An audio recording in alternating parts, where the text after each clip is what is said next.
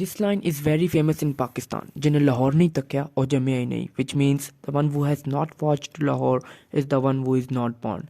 Salam my friends, my name is Hasnain Ali, Fall 22, BSc student from section 1A, and my topic is History of Lahore. Let's have a bit introduction of today's Lahore.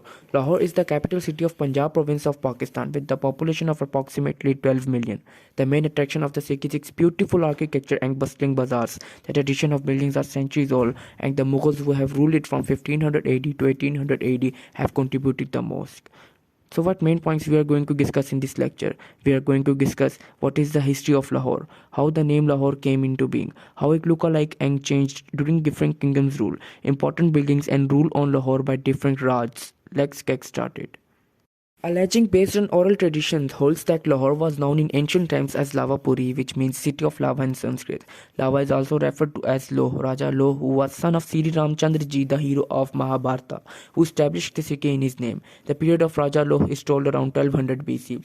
Claudius Ptolemy, a Greek astronomer and geographer, has mentioned in his renowned work Geographia an area as Labukla. In his maps, Labukla was situated on the route between Indus River and Pataliputra in a tract of country called Kasperia, described as extending along the rivers of Vitasta or Chandrabhaga and Iravati. While Fagg and Kingham both endorsed the theory of Labukla being the old name of Lahore. Let me clear, Pataliputra, Kasperia, Vetasta, Chandrabhaga and Iravati are today known as Patna, Kashmir, Jhelum, Chenab and Ravi respectively. Hazrat Ali Hajveri, who preached Islam in Lahore, has also mentioned the city of Lahore in his book Kashful Mahjoob. Abu Farj, who was poet in Ghaznavid period, has written the name as Lohavar. An Iranian scholar Tahir Maruzi of 11th century in his book Nazhatul Mushtaq fi Akhtirakul Afaq has mentioned Lahore as Lahavar. Amir Khusro in his first Mathne Vikranu Sadain that was completed in 1288 AD has written the name as Lahore when he protested the attack of Mughals. Finally, according to Encyclopedia Britannica, the famous Chinese traveler Yu Wang Chu Wang and He Yung Ki Sung have written Lahore in their writings as the Great City. In a nutshell, the following variations of Lahore like Lavapuri, Labukla, Lohavar, Lahavar, Lahore, etc. clarifies that Lahore existed more than 3000 years ago on the face of earth. Now let us discuss different kingdoms rule or Raj over Lahore. The first one is Hindu Shahi period. Lahore is mentioned capital of the Punjab during the reign of Anandapala, the Hindu Shahi king who is referred to as the ruler of Hakime Lahore after leaving the earlier capital of Hind.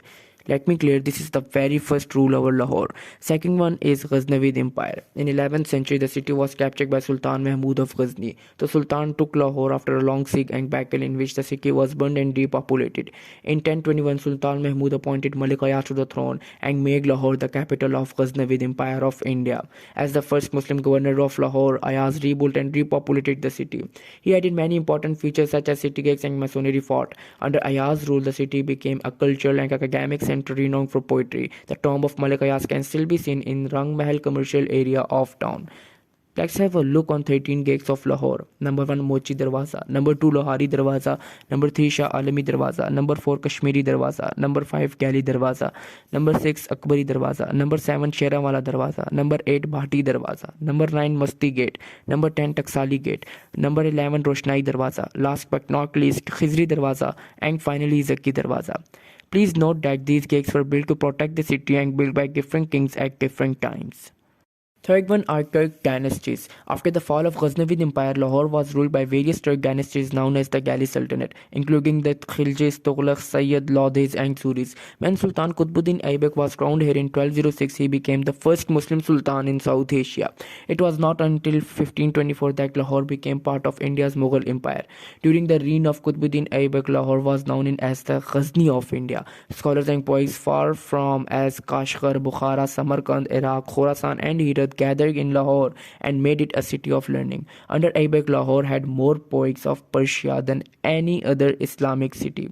Fourth one is Lohanas.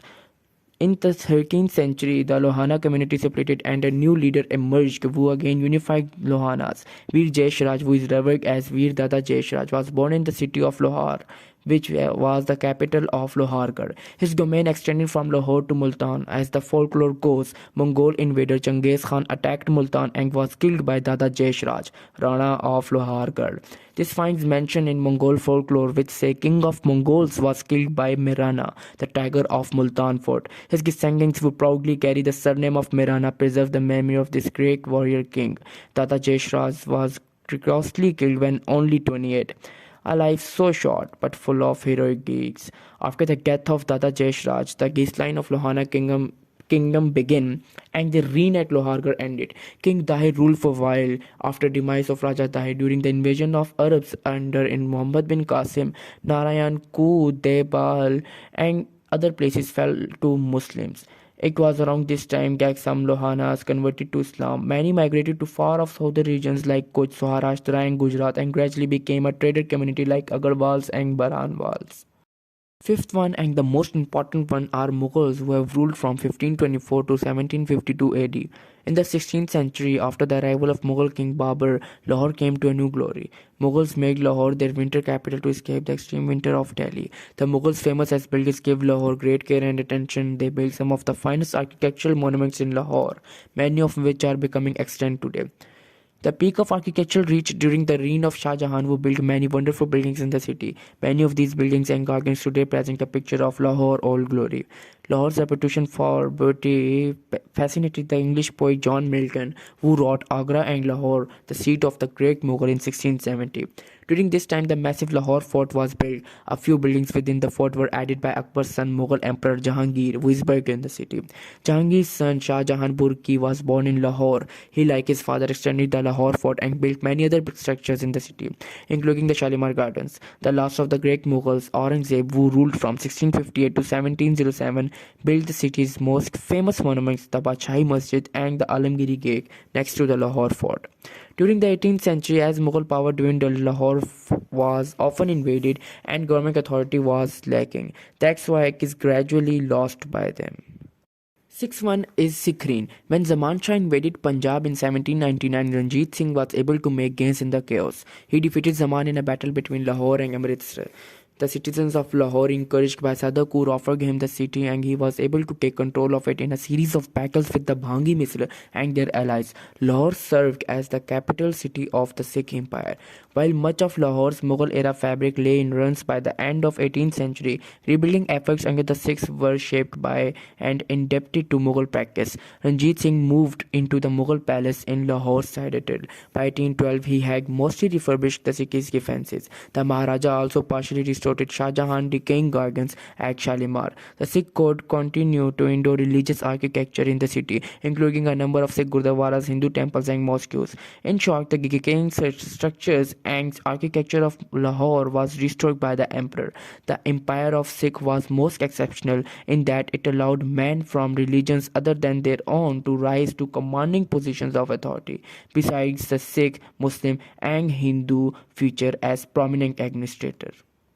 Seventh one is British Raj. Maharaja Ranjit Singh made Lahore his capital and was able to expand the kingdom to the Khyber Pass and also included Jammu and Kashmir while keeping the British from expanding across the river Satluj for more than 40 years.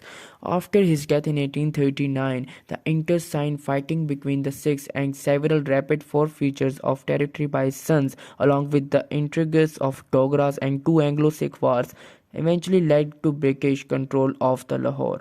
For the British, Punjab was a frontier province because Lahore had boundaries with Afghanistan and Persia. Under British rule, Sir Ganga Ram, sometimes referred to as father of modern Lahore, designed and built the General Post Office, Lahore Museum, Attition College, Mayo School of Arts, Ganga Ram Hospital, Lady McElgan Girls High School, the Chemistry Department of the Government College University, Ikisi.